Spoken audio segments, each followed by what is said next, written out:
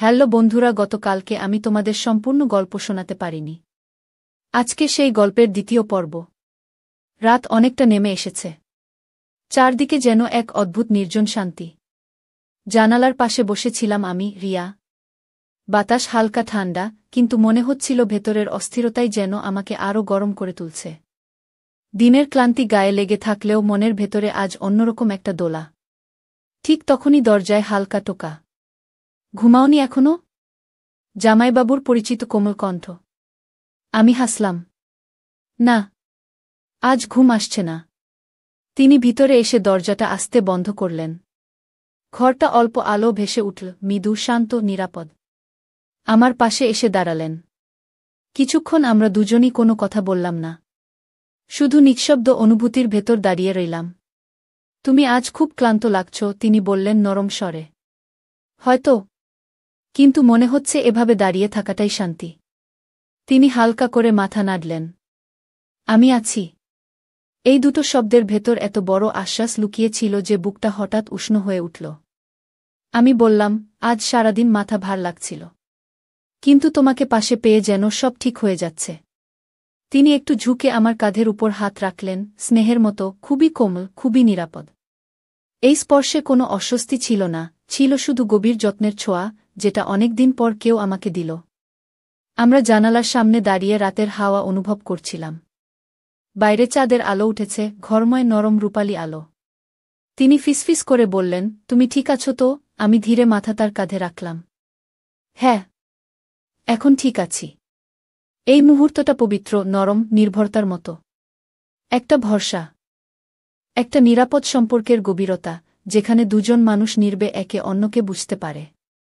রাতটাকে যেন থমকে দাঁড়াতে হয়েছিল আমাদের দুই নিঃশ্বাসের মাঝে। ধীরে ধীরে ক্লান্তি শরীর ছেড়ে গেল, শুধু থেকে গেল তার উষ্ণ উপস্থিতি। আমি বললাম, আজ তোমাকে পাশে পেয়ে মনটা বেশ হালকা লাগছে। জামাইবাবু হেসে উত্তর দিলেন, যতদিন আমি আছি, তোমার ভার আমি ভাগ করে নেব। রাতটা হয়ে উঠল বেশি কথা নয়, বরং অনুভূতির ভাগাভাগি। এ যেন দুই মানুষের গভীরতার সূচনা, যেখানে ভালোবাসা আসে নরম স্নেহ আর যত্নের হাত ধরে। রাত আরও নিস্তব্ধ হয়ে উঠছিল। জানালার পর্দা একটু দুলছিল হাওয়ার টানে। ঘরটা অল্প আলো ভেসে আছে, চাঁদের রূপালি আভা আর টেবিল ল্যাম্পের উষ্ণ আলো মিলেমিশে এক শান্ত পরিবেশ তৈরি করেছে। আমি এখনও তার কাঁধে মাথা রেখে দাঁড়িয়েছিলাম। নিজেকে আশ্চর্য রকম নিরাপদ লাগছিল। জামাইবাবুর হাতটা আমার কাঁধে নরমভাবে স্থির ছিল, মনেও যেন একইভাবে একটা স্থিরতা নেমে এল। রিয়াক, তিনি ধীরে ডাকলেন। আমি মাথা তুলে তার দিকে তাকালাম। তার চোখে আজ অন্যরকম একটা গভীরতা, যেটা শুধু স্নেহ নয়, তার থেকেও বাড়তি যত্নের স্পর্শ নিয়ে আসে। তুমি আজ খুব চুপচাপ, তিনি বললেন। আমি হাসলাম। চুপচাপ থাকলে সবকিছু বেশি পরিষ্কার মনে হয়। তিনি একটু এগিয়ে এসে আমার হাতটা নিজের হাতে নিলেন, এতটাই কোমলভাবে যে মনে হলো যেন আমার মনের সংশয়গুলো ঝরে পড়ছে। তার হাতটা উষ্ণ, আশ্বাসে ভরা। যা কিছু তোমার মনে আছে, একদিন আমাকে বলবে, তিনি বললেন। হ্যাঁ, একটা দিন আসবে। আমরা ধীরে ধীরে বিছানার দিকে এগোলাম, ঘুমানোর জন্যই, কিছু বাড়তি উদ্দেশ্য ছাড়াই। কিন্তু দুজনেই জানতাম এই রাতটা আগের রাতগুলোর মতো নয়। আমি বিছানায় বসলাম, তিনি পাশে। চুপচাপ, কাছাকাছি, কিন্তু সীমার মধ্যে। ঘরের আলো নিভিয়ে যখন আমরা দুজনেই শুতে গেলাম, অন্ধকারের ভেতর একটুখানি আলো শুধু জানালা দিয়ে ঢুকছিল। তিনি ধীরে বললেন, ভয় লাগলে আমাকে ডাকবে। আমি একটু নরম গলা উত্তর দিলাম, তুমি যখন পাশে আছো, ভয় লাগার সুযোগ থাকে না। এক মুহূর্ত নীরবতা নেমে এলো। তারপর তিনি আমার কপালের চুলগুলো আঙুল দিয়ে পাশে সরিয়ে দিলেন। স্নেহের স্পর্শ, নিরাপদ, খুবই কোমল। আমি চোখ বন্ধ করলাম। হৃদস্পন্দন ধীরে শান্ত হয়ে গেল। এই নীরব ঘনিষ্ঠতা। না কোনো ভুল, না কোনো অশালীনতা, শুধু দুজন মানুষের মধ্যে তৈরি হওয়া গভীর আস্থা। ঘুম আসছিল। আমি ফিসফিস করে বললাম, ধন্যবাদ আজকের জন্য। তিনি নরম কণ্ঠে বললেন, সবসময়। রাতটা আমাদের ভেতরে নীরবভাবে একটি নতুন অধ্যায় খুলে দিল। সকালের আলো জানালা ভেদ করে ঘরে ঢুকছিল। ঘুম ভাঙতেই বুঝলাম, আমি আগের রাতের মতোই তার পাশে শুয়ে আছি। যদিও মাঝখানে যথেষ্ট দূরত্ব ছিল, তবুও সেই নীরব উপস্থিতি পুরো রাত আমাকে শান্ত রেখেছিল। আমি ধীরে উঠে বসলাম। জামাইবাবু তখনও গভীর ঘুমে। তার মুখটা শান্ত, ক্লান্তিহীন। অদ্ভুত ব্যাপার হল, তাকে দেখতে দেখতে আমার মনে এক ধরনের অজানা স্নেহ জেগে উঠল। নিরাপদ, গভীর, কিন্তু সম্মানপূর্ণ। আমি চাদরটা একটু টেনে দিলাম যেন ঠান্ডা না লাগে। এই ছোট্ট যত্নটা করতে গিয়েও বুকের ভিতর কিছু একটা স্পর্শ করল, যাকে ব্যাখ্যা করা যায় না। ঠিক তখনই তিনি চোখ খুললেন। তুমি উঠেছ, তার কণ্ঠে ছিল ঘুমের ভার আর এক ধরনের নরম উষ্ণতা। আমি হালকা হাসলাম। হ্যাঁ, ঘুম ভেঙে গেছে। তিনি উঠে বসলেন, আমার দিকে তাকালেন একটু অবাক ভঙ্গিতে। কাল রাতে তোমাকে এত চিন্তিত লাগছিল। আজ অনেকটা হালকা মনে হচ্ছে। আমি নিচু চোখে বললাম, কারণ আমি জানি কেউ আছে যে আমার কথা ভাবে। তিনি কয়েক সেকেন্ড চুপ রইলেন, তারপর আস্তে করে বললেন, রিয়া, তোমার প্রতি আমার এই দায়িত্ববোধটা শুধু আনুষ্ঠানিক না। আমার বুকের ভেতর কাঁপুনির মতো অনুভূতি ছড়িয়ে পড়ল। আমি জিজ্ঞেস করলাম, মানে? তিনি গভীর দৃষ্টিতে তাকালেন, যেন চোখের ভেতর লুকানো কোনো কথাই আজ বেরিয়ে আসতে চাইছে। মানে, তোমাকে যে শান্তি দিতে পারি, এটা আমার কাছে খুব মূল্যবান। আমি অনুভব করলাম এই কথাটা তার মনে অনেক দিন ধরে আটকে ছিল। হঠাৎ বাতাসটা বদলে গেল। ঘরের চারপাশ আগের মতো নয়, হালকা, উষ্ণ, গভীর। আমি ধীরে বললাম, তুমি পাশে থাকলে আমি নিজের ভেতরটা শক্ত মনে করি। এইটাই অনেক। তার মুখে খুব নীরব এক হাসি ফুটল। একটুও কথার দরকার ছিল না। এই হাসিটাই বলে দিল, আমাদের সম্পর্ক আর আগের মতো নেই। নিয়ম, সম্মান, দূরত্ব, সবকিছু ঠিক রেখেও দুজনের ভেতরে তৈরি হচ্ছে এক গভীর, অটুট বন্ধন।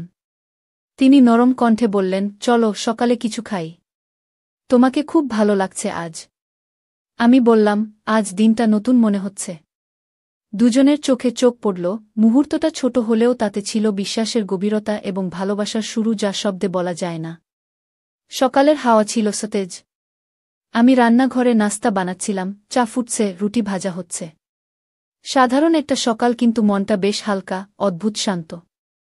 ঠিক তখনই তিনি এসে দাঁড়ালেন দরজায়। রিয়া, তোমাকে সাহায্য করি? আমি হেসে বললাম, না থাক, তুমি বসো। কিন্তু তিনি চুপচাপ এগিয়ে এলেন। আমি যেই রুটি উল্টাতে যাচ্ছিলাম, তিনি হঠাৎ পেছন থেকে হাত বাড়িয়ে চুলের গোছা আলতো করে কানের পাশে সরিয়ে দিলেন, রুটি যাতে পুড়ে না যায় সেই চিন্তায়। তার স্পর্শটা ছিল খুব সাধারণ, কিন্তু কারণটা ছিল যত্ন আর মনোযোগে ভরা। আমি একটু থমকে গেলাম। এত গভীরভাবে কেউ আমাকে এতদিন লক্ষ্য করেছে বুঝতে পারিনি। চুলটা চোখে পড়ছিল। তিনি বললেন। আমি আস্তে উত্তর দিলাম, হ্যাঁ। ধন্যবাদ। দুজনেই একটু নীরব। কিন্তু নীরবতাটা অস্বস্তিকর নয়, বরং সুন্দর, উষ্ণ, ঘনিষ্ঠ।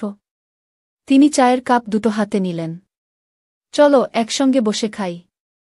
আমরা টেবিলে পাশাপাশি বসলাম। খেতে খেতে তিনি হঠাৎ বললেন, রিয়া, তুমি হাসলে ঘরটা অন্যরকম লাগে। আমার গাল গরম হয়ে উঠল। কথাটা যেমন হঠাৎ, তেমনি ভীষণ সত্যি। আমি হেসে বললাম, এত কথা বলতে শিখলে কবে? তিনি মাথা নিচু করে হেসে বললেন, যেদিন বুঝেছি তুমি থাকলে আমার দিনটা ভালো যায়।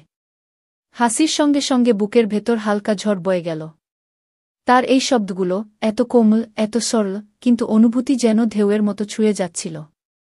নাস্তার পর আমি উঠতে যাচ্ছিলাম, তিনি ধীরে বললেন, আজ যদি একটু সময় পাও, আমার সাথে ছাদে উঠবে? আমি অবাক হয়ে তাকালাম। ছাদে কেন? তিনি নরমভাবে বললেন, শুধু একটু কথা বলতে চাই।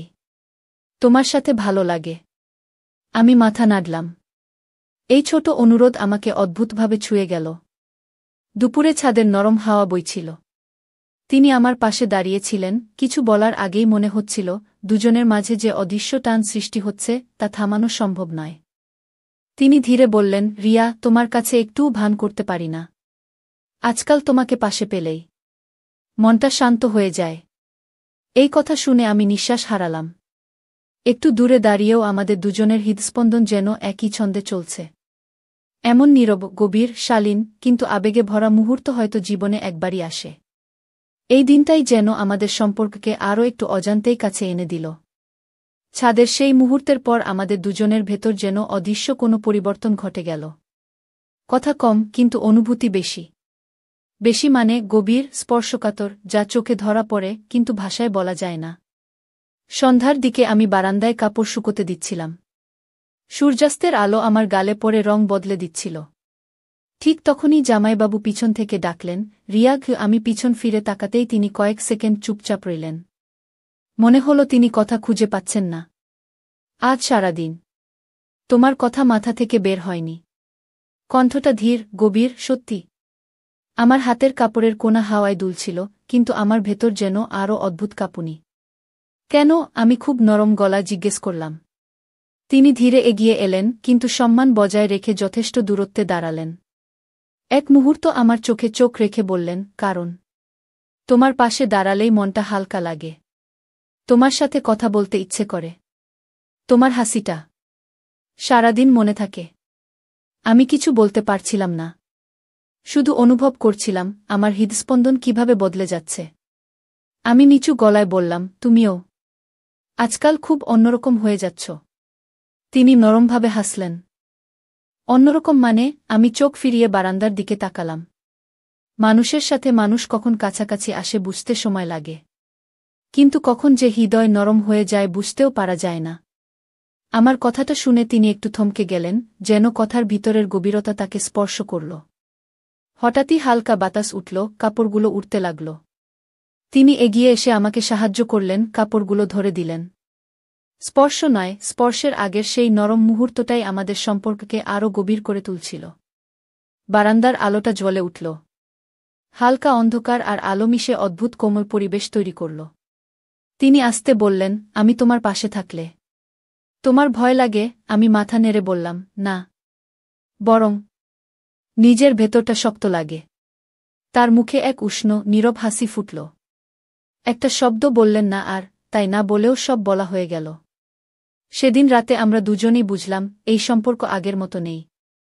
যা বাড়ছে তা নিষিদ্ধ নয়, বরং অদ্ভুতভাবে নিরাপদ, গভীর আর আবেগে ভরা। এমন অনুভূতি জীবনে বারবার আসে না।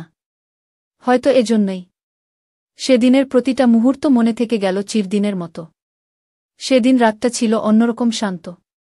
ঘরের বাতাসে একটা নরম উষ্ণতা লুকিয়েছিল, যেন সারাদিনের নাবলা কথাগুলো আজ নিজেদের জায়গা খুঁজে নিতে চাইছে। আমি ঘুমানোর আগে জানালার পাশে দাঁড়ালাম। চাঁদের আলো গা ছুঁয়ে যাচ্ছিল। মনটা অদ্ভুতভাবে শান্ত, কিন্তু কোথাও একটা অস্থির টানও আছে। ঠিক তখনই দরজায় হালকা টোকা। আমি ফিরে তাকালাম, জামাইবাবু। তার মুখটা অল্প আলোয় কোমল লাগছিল। ঘুমাওনি? তিনি ধীরে জিজ্ঞেস করলেন। না, ঘুম আসছে না। তিনি একটু দ্বিধা নিয়ে বললেন, কিছুক্ষণ বসবে?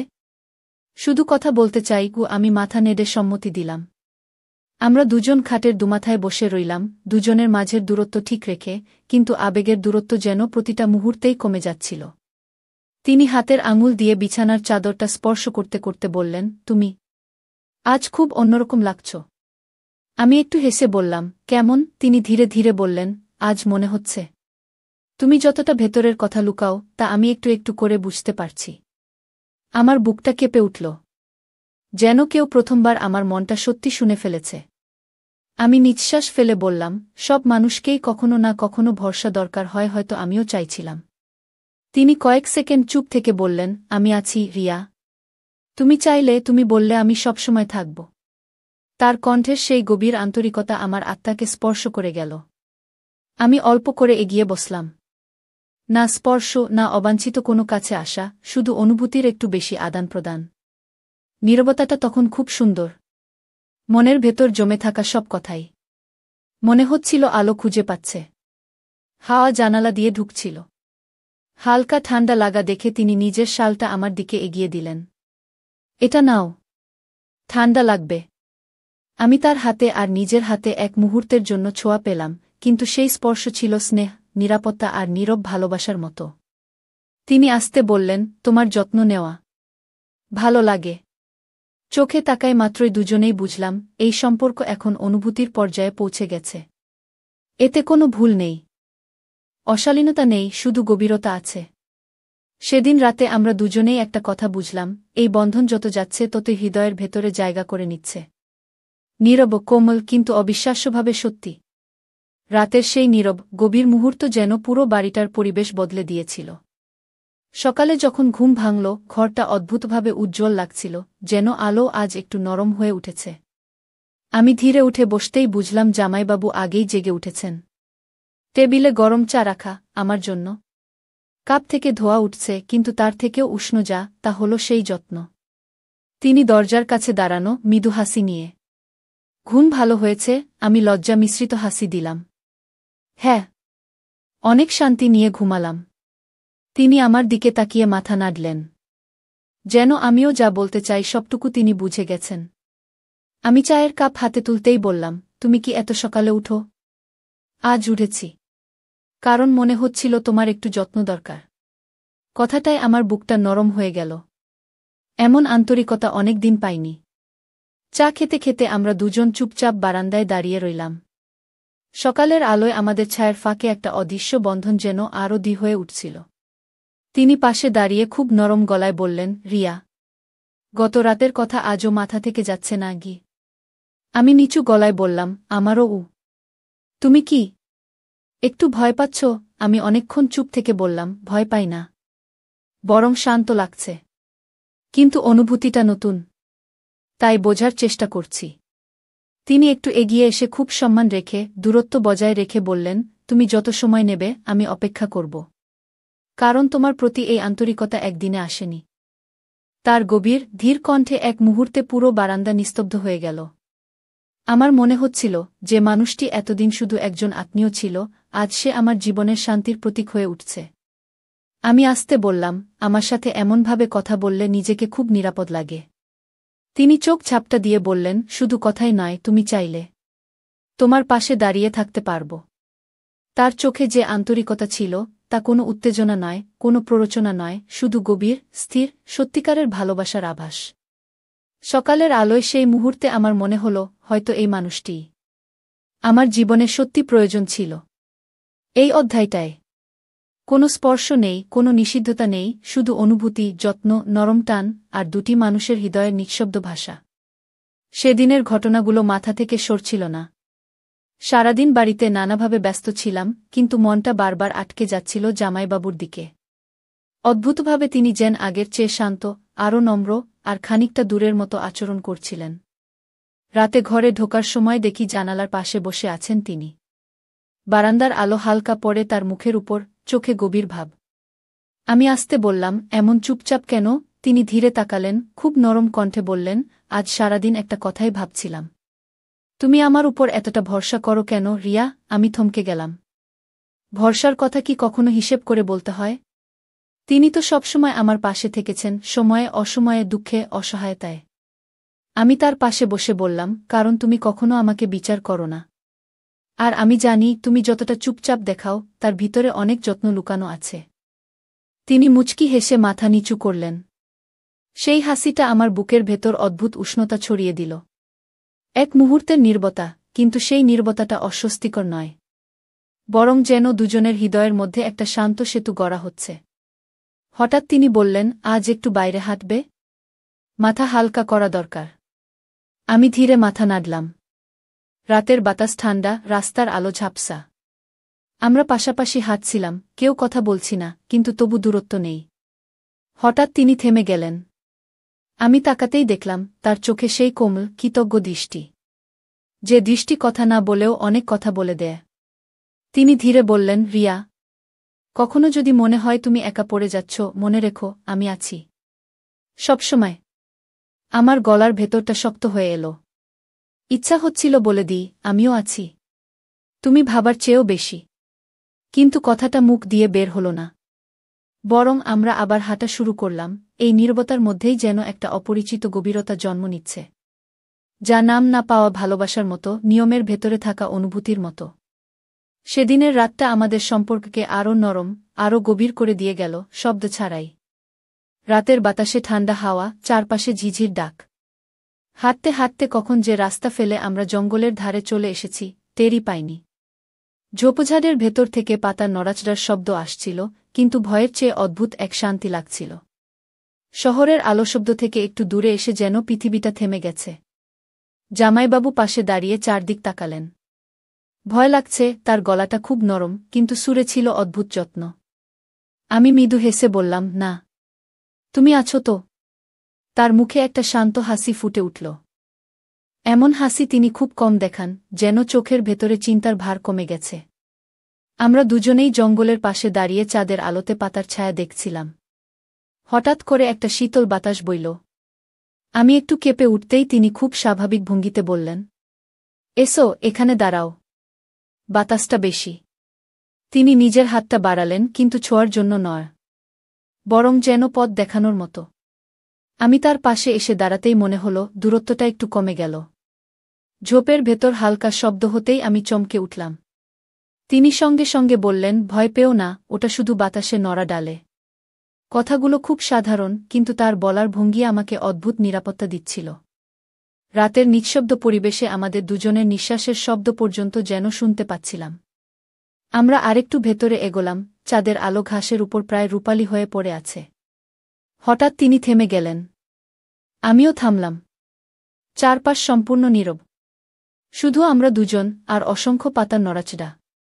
তিনি নিচু গলায় বললেন, রিয়া, কখনো কখনো মানুষের মনে কিছু কথা থাকে যা বলার সুযোগ মেলে না। আজ যেন মনে হচ্ছে, বলতে ইচ্ছে করছে। আমার বুক ধড়ফড় করতে লাগল। আমি ধীরে বললাম, কি কথা? তিনি তাকালেন আমার দিকে, চোখে গভীরতা, কিন্তু কোনো সীমা লঙ্ঘন নেই, শুধু এক ধরনের স্বীকারোক্তির নরম আলো। তোমার সাথে সময়গুলো অদ্ভুতভাবে শান্ত লাগে। আমি মুহূর্তের জন্য কিছু বলতে পারলাম না। তার কথাটা যেন জঙ্গলের নীরবতার ভেতর গিয়ে স্থির হয়ে রইল। সেদিন রাতে সেই ঝোপঝাড়ের মধ্যে দাঁড়িয়ে আমাদের মাঝের নীরবতা শব্দের চেয়ে অনেক বেশি কথা বলে দিল। এটা প্রেম নয়, এটা কোনো ভুলও নয়, এটা ছিল দুজন মানুষের মধ্যে জন্ম নেওয়া এক গভীর, উষ্ণ সংযোগ, যার মৃদু স্পর্শে হৃদয়টা খানিকটা নরম হয়ে যায়। রাতের অন্ধকার আর জঙ্গলের নীরবতা একে অপরের সঙ্গে মিশে গেছে। পাতার নড়াচড়া, হাওয়ার হালকা শব্দ, সব মিলিয়ে পরিবেশটা ছিল অদ্ভুত শান্ত ও নিরাপদ।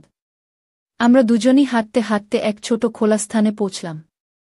চাঁদ ঢেউ খেলানো আলো পুরো জায়গাটা কোমলভাবে জ্বলে উঠল। জামাইবাবু ধীরে বললেন, রিয়া, আজকের রাতটা মনে রাখো। এই শান্তি, এই অনুভূতি। আমি কানে হালকা হাওয়ার স্পর্শের মতো ধীরভাবে বললাম, হ্যাঁ, আমি মনে রাখব। আমরা দুজন শুধু বসে রইলাম। কোনো শব্দের দরকার ছিল না। নিশ্চিন্ত শান্তি আর একে অপরের উপস্থিতি যথেষ্ট ছিল। তিনি ধীরে আমার দিকে তাকালেন, শুধু চোখে চোখ রেখে বললেন, আমাদের সম্পর্কের সব শক্তি, সব টান, সবই এখানেই পূর্ণ। আমি মাথা নেড়ে সম্মতি জানালাম। হ্যাঁ, এটা আমাদের গভীর, সুরক্ষিত এবং সত্যিকার ভালোবাসা। জঙ্গলের নীরবতার মধ্যে আমাদের দুজনের হৃদয় এক হয়ে গেছে। কোনো অশালীনতা, কোনো ভয়, শুধু বিশ্বাস, শান্তি এবং উষ্ণ ভালোবাসা। আমরা হেসে উঠলাম একে অপরের দিকে তাকিয়ে। যে মুহূর্তে কোনো শব্দের প্রয়োজন নেই, শুধু উপস্থিতি যথেষ্ট। এই ছোট জঙ্গলের রাতটি হয়ে উঠল আমাদের সম্পর্কের চিরস্থায়ী চিহ্ন, যেখানে সব অনুভূতি পূর্ণ, সব ভয় দূর, শুধু উষ্ণতা, নিরাপত্তা এবং ঘনিষ্ঠ আত্মিক বন্ধন। এভাবেই আমাদের জঙ্গলে ভালোবাসার গল্প শেষ হল, নীরব, গভীর, নিরাপদ এবং চিরস্থায়ী। তো বন্ধুরা, ভিডিওটি ভালো লাগলে কমেন্টে জানাবেন। এই রকম ভালোবাসার গল্প শুনতে চাইলে চ্যানেলটি সাবস্ক্রাইব করুন এবং পাশে থাকুন আর আপনার বেল আইকনটা বাজিয়ে রাখুন, যাতে নতুন ভিডিও আপলোড করা মাত্র আপনারা দেখতে পান।